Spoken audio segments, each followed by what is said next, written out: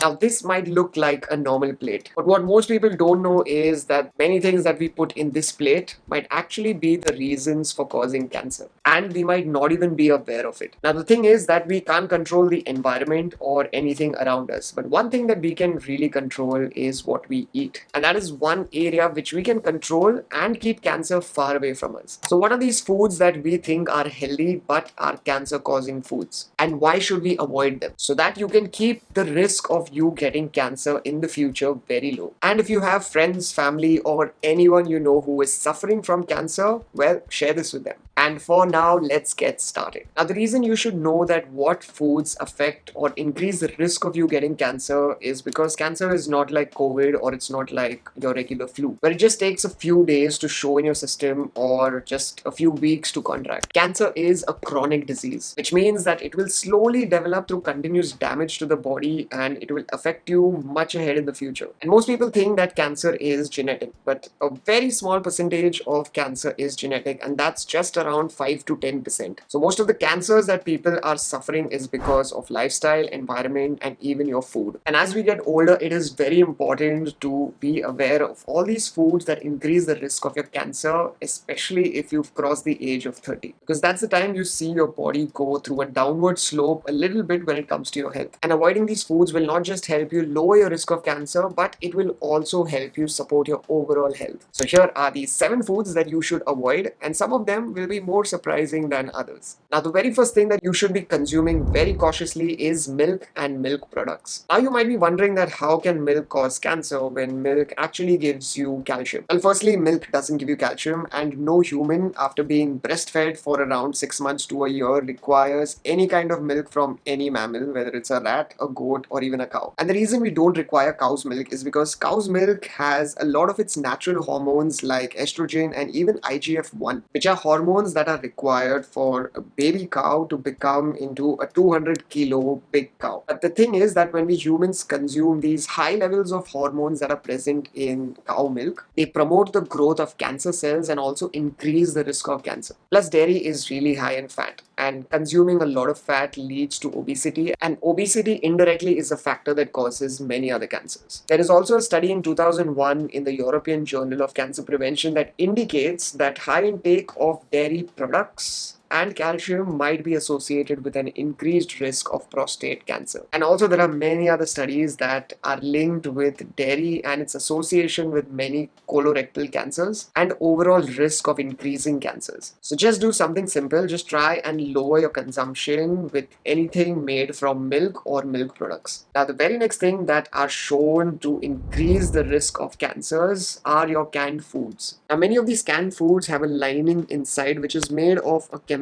called BPA, which is something that can seep into your food. And it may also increase the risk of certain cancers like your breast and your prostate. And even though nowadays many of these canned foods say BPA free, but most of them use alternate chemicals which can also be quite similar to BPA and also equally risky. And not just that, these metal cans themselves can also contain some contaminants like lead and cadmium, especially in these older or improperly manufactured cans. Now, when it comes to canned foods, there are many foods that should be avoided, which are your ready-to-eat products, your pasta sauces, various soups, your canned fish like tuna, even canned beans and legumes, and even canned fruits and veggies. Just try to avoid them and rather go for fresh produce. Now, the next is your processed meat and bacon.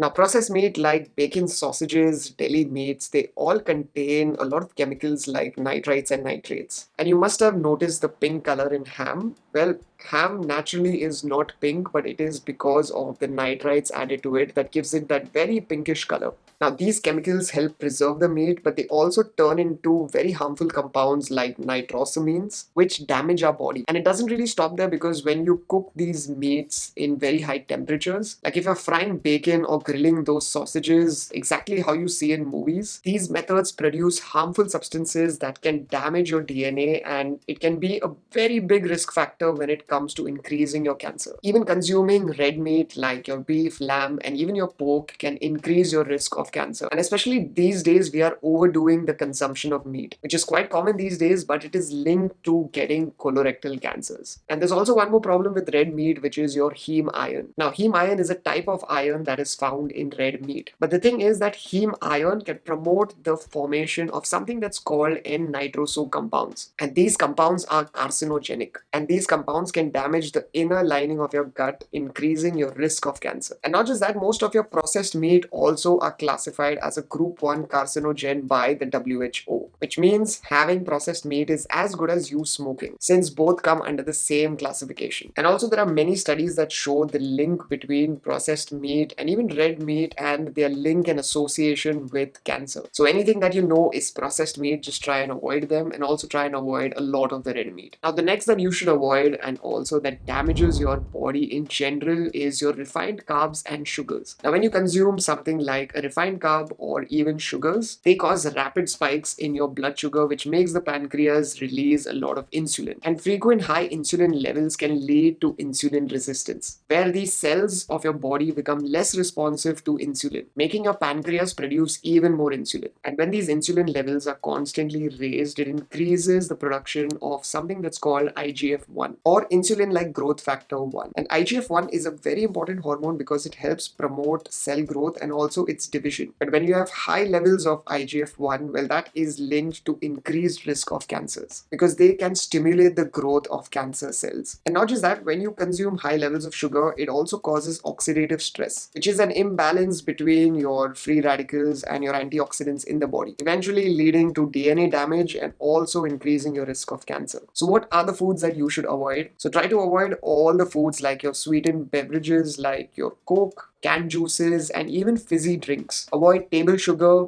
high fructose corn syrup, candies and sweets, chocolate bars, fruit juices, ice creams, and frozen desserts. A lot of your sweetened yogurts, granola bars, and also try and avoid a lot of refined carbs like your white bread, white rice, pastries and cakes, cookies and crackers, breakfast cereals, pasta that's majorly made of refined flour, pizza dough, bagels and pretzels, tortillas, and even instant noodles. Now, the next food that you should avoid is your fried foods. Now, fried foods are something that I think most of us really enjoy because it really enhances the taste of the food. But most of the fried foods out there are what we should literally avoid. So, whether you like your McDonald's French fries or your KFC, most of it are really not good and can increase the risk of your cancer. And the reason why is most of these fried foods are cooked in very high temperatures, mainly in oil that is reused multiple times, which produces a compound called acrylamide, which is a probable human carcinogen. And most of the times these oils are never changed, they are used multiple times. And this is what you will see mostly when you have street food, or you will mostly see that in a nearby McDonald's. And frying oils, especially if they are reused or they are heated to high temperatures,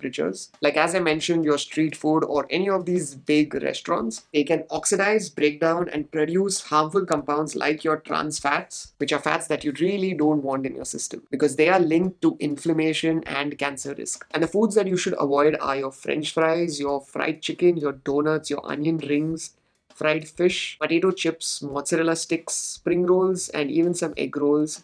And a lot of these Indian breakfast street food, like even your medu vada and your deep fried foods, just try to avoid all of them. Now, the next is the one that most of us know about it, but we like to ignore, and that is alcohol. Now, alcohol is something that's not even close to being beneficial to the body in any way. And somehow we all know it, but yet we consume it. Quite an interesting species we are. Now, when you consume alcohol in excess or you consume it more frequently, the body breaks down alcohol or it metabolizes it into a very toxic chemical which is called acetaldehyde. So it's not just a toxic chemical, it's also a probable human carcinogen. And this damages your DNA and its proteins, leading to cancer. Plus, alcohol also produces something which is called as the ROS, or reactive oxygen species, which do a lot more damage to the body and also promote cancer cells. As alcohol increases certain hormones like estrogen, which promote the development of breast cancer. And some people, when they consume alcohol, it somewhere goes hand in hand with smoking, which is also a carcinogen. So basically, by doing this, you're increasing your risk of cancer even further, especially cancers of the throat, your esophagus, and even your mouth. In short, just try and avoid alcohol in general, mainly for people who frequently drink or drink in excess. Now, the last one is having salt salty, and even a lot of pickled foods. Now, pickled foods are generally preserved in a very high salt solution, which leads to a lot of salt intake.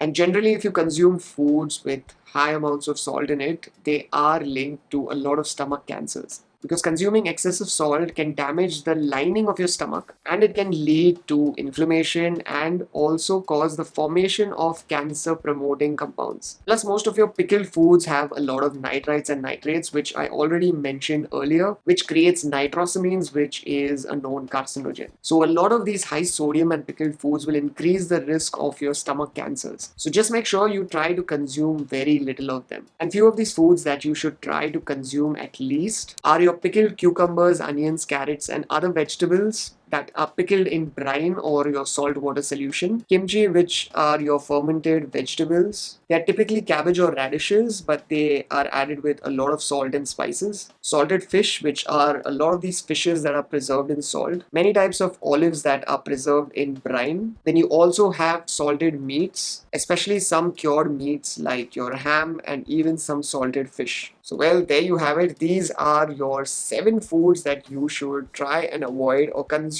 at very least if you want to lower the risk of cancer in the future. And the thing with cancer, as I said earlier, it's not something that will show you immediately. It is a chronic disease, so all the damage that you do right now to your body will show you much later in the future. So just try and make very mindful and thoughtful choices so that you don't get affected by something like cancer. And for those who are suffering from cancer, just try and reduce all these foods that I've mentioned above. It might also help you with your healing process. And if you like what you saw, feel free to watch any other video. And until we meet again next, don't stress and be awesome. Rocher that.